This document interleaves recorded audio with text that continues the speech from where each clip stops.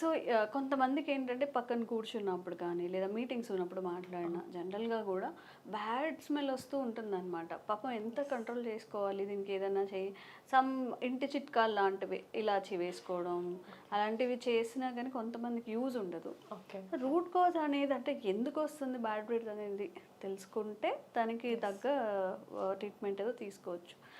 ఏముండొచ్చు bad breath గల కారణాలు? Bad బ్రెత్కి చాలా రీజన్స్ ఉంటాయి. పర్టికులర్ ఒక్క రీజన్ వల్లనే అని చెప్పలేము. పర్టికులర్గా అంటే చాలా మందికి ఎందుకు వస్తుంది అని చెప్తాను. అంటే మోస్ట్ అవి ఇంపార్టెంట్ రీజన్స్ అన్నమాట. సో కొంతమంది గ్యాస్ట్రిక్ ఇష్యూస్ వల్ల, గట్ హెల్త్ బాగాలేకుంటేను బ్యాడ్ బ్రెత్ వచ్చే ఛాన్సెస్ ఉంటుంది. ఇంకోటి ఏంటంటే టంగ్ క్లీనింగ్ మర్చిపోతుంటారు, చాలా మంది టంగ్ క్లీనింగ్ చేసుకోరు, దాని వల్ల కూడా బ్యాడ్ బ్రెత్ వచ్చే ఛాన్సెస్ ఉంటుంది. ఇంకొక మేజర్ రీజన్ వచ్చేసి క్యాలిక్యులస్. మేము ప్రతిరోజు బ్రష్ చేసుకునేది ప్లాక్ కోసం, the plaque which is like biofilm అంటాం, అది దానికోసం మేము బ్రష్ చేసుకుంటాం. ఇఫ్ అది కరెక్ట్గా బ్రష్ చేసుకోకపోతే అది క్యాలిక్యులస్గా కన్వర్ట్ అవుతుంది. ఇది లైక్ సిమెంట్లా ఉంటుంది. సో దాని వల్ల ఆ బ్యాడ్ బ్రెత్ అదంతా మెయిన్ రీజన్ అనమాట, దాని నుంచి స్టార్ట్ అవుతుంది.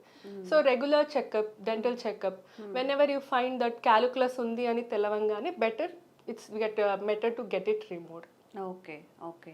అండ్ గట్ హెల్త్ గురించి మాట్లాడుకున్నాం కదా, అంటే గ్యాస్ట్రిక్ ఇష్యూస్ ఉన్న వాళ్ళల్లో ప్రతి వాళ్ళల్లో చూస్తూ ఉంటారా పేషెంట్స్లో మీరు? ప్రతి వాళ్ళలో అని చెప్పము, అది ఒక యాడ్ ఆన్ పాయింట్ అవుతుంది. ఇట్స్ ఈస్ నాట్ ఓన్లీ అదొక్కటే రీజన్ అవ్వదు, it's an add on point అనమాట. దాని వల్ల కూడా అవ్వచ్చు, that is not only the reason అలా.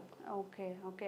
అండ్ డయాబెటిక్ ఉన్నప్పుడు కూడా కొంచెం, డయాబెటిక్ ఉన్నప్పుడు ఏమవుతుంది అంటే ఇట్స్ ద మళ్ళీ అదేనే అంటే ఉన్న కాజ్ని ఎక్కువగా యూనో ఇన్ఫెక్షన్ అవ్వడం కానీ అవంతా వాళ్ళ ఛాన్సెస్ ఎక్కువ ఉంటుంది డయాబెటీస్ వాళ్ళకి. లైక్ గమ్ ఇష్యూస్ కానీ, మోస్ట్ ఆఫ్ ది డయాబెటీస్ పేషెంట్కి gum issues this a normal thing. So వాళ్ళకి especially we tell them to like dental visit ఫ్రీక్వెంట్గా చేసుకోవాలని చెప్తాము. ఒక కొంచెం ఇన్ఫెక్షన్ ఉన్న వాళ్ళకి పెద్దగా స్ప్రెడ్ అయ్యే ఛాన్సెస్ ఉంటుంది. ఓకే. సో మరి ఓరల్ హైజీన్ గురించి మీరు ఏంటంటే 2 times బ్రష్ చేసుకుంటే ఇష్యూస్ రావా, బ్యాడ్ బ్రెత్ పోతుందా అని కూడా? ఫస్ట్ అంటే డెంటల్ కన్సల్ట్ చేసుకోవాలి, వెళ్ళాలి డెంటిస్ట్ దగ్గర. దెన్ క్యాలిక్యులస్ అది వచ్చేసి బ్రష్ చేసినా పోదు, బ్రష్ నుంచి పోదు. The thing is we have to remove with the scaling అని ఒక ప్రొసీజర్ ఉంటుంది, దాని నుంచి మాత్రమే we can remove it. Only the plaque will go away, not the calculus. Calculus ఎందుకంటే హార్డ్ అయిపోయి ఉంటుంది, so you can't remove it just with the brush. So దానికి స్కేలింగ్ అని ప్రొసీజర్, ఓరల్ ప్రొఫిలాక్సిస్ అంటాము ప్రొసీజర్. సో దాన్ని చేయించుకోవడం వల్ల it will be like మళ్ళీ మీకు నార్మల్గా తగ్గిపోతుంది బ్యాడ్ బ్రెత్. ఓకే. వన్స్ మేము క్లీనింగ్ చేసి పంపిస్తాం, ద స్కేలింగ్ చేసి పంపిస్తాం, బట్ తర్వాత మీ చేతుల్లో ఉంటుంది హౌ యూ మెయింటైన్ ఇట్ అని. ఆ పార్టీకి వస్తే ఇంకా ఏంటంటే ట్వైస్ బ్రషింగ్ కంపల్సరీ, దానికి ఇంకా ఆల్టర్నేట్ అయితే అస్సలు లేదు. Twice brushing compulsory and rinsing your mouth regularly. Even when ever you eat like chips, ఒక చిప్స్ తిన్నా కూడా make sure to rinse your mouth. So దాని వల్ల చాలా వరకు ఇష్యూస్ తగ్గిపోతాయి. ఓకే. యా. అంటే చిప్స్ మీన్స్ ప్యాక్డ్ ఫుడ్ కానీ లేకపోతే deeply oiled fried items?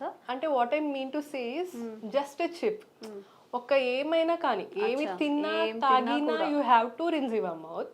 Like even a tea, coffee, we have a habit right, we just leave it like that, అంటే తాగేసి వదిలేస్తాం. Especially we Indians, we just drink and leave it. We should not do that. We should rinse your mouth after having a tea or coffee. దాని నుంచి మెయిన్గా stains అన్నీ అవ్వడం అవన్నీ తగ్గిపోతుంది once you rinse the mouth, కొంచెం మటుకు reduce అయిపోతాయి అన్నమాట. సో ఇంప్లాంటేషన్ గురించి మనం మాట్లాడుకున్నట్లయితే, సో ఎవరెవరిలో ఇంప్లాంటేషన్ అనేది అవసరం అవుతుంది? ఓకే. మీరు చూసే కేసెస్లో ఈ రెగ్యులర్ వేలో ఎవరెవరు వస్తూ ఉంటారు? ఫస్ట్ థింగ్ ఇంప్లాంట్ గురించి చెప్పాలంటే ద పీపుల్ జనాలు ఏమంటే భయపడిపోతారు, ఇది పెద్ద సర్జరీ ఇంప్లాంట్ అంటే. ఎంక్వైరీస్ కూడా వచ్చి ఉండొచ్చు.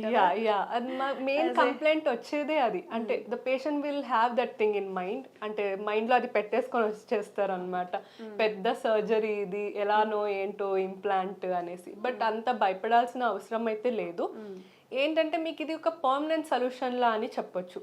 It's like natural teeth. Natural టీత్కి అదర్ దెన్ న్యాచురల్ టీత్ అంటే మళ్ళీ మాకు అలాంటి ఒరిజినల్ థింగ్ కావాలి అంటే we can go for implant. Okay, ఇప్పుడు న్యాచురల్ టీత్కి కావాలి అంటే it's better to go for implant అనమాట. ఇంప్లాంట్ అంటే ఏమవుతుంది అంటే ఒకటి మా బాడీ యాక్సెప్ట్ చేసేలా ఒక స్క్రూని మేము బోన్లో ఇన్సర్ట్ చేస్తాము.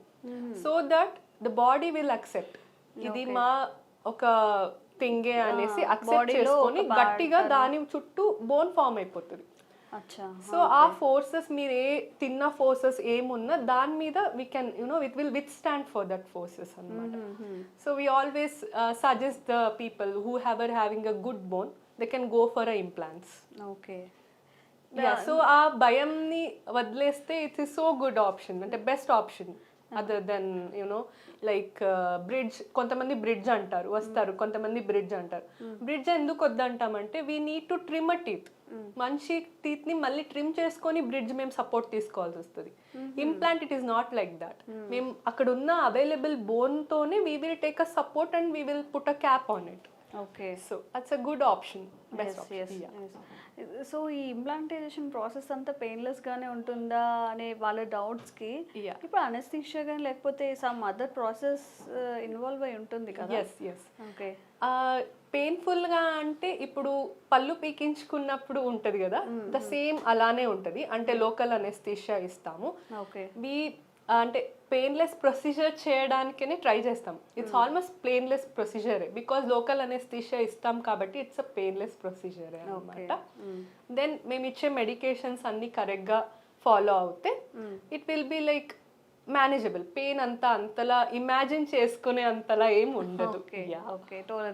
Yes, and you have to follow our instructions like extraction. పళ్ళు తీసాక మేము ఎలాంటి ఇన్స్ట్రక్షన్స్ ఇస్తామో అలా వీటికి కూడా కొన్ని ఇన్స్ట్రక్షన్స్ ఉంటాయి.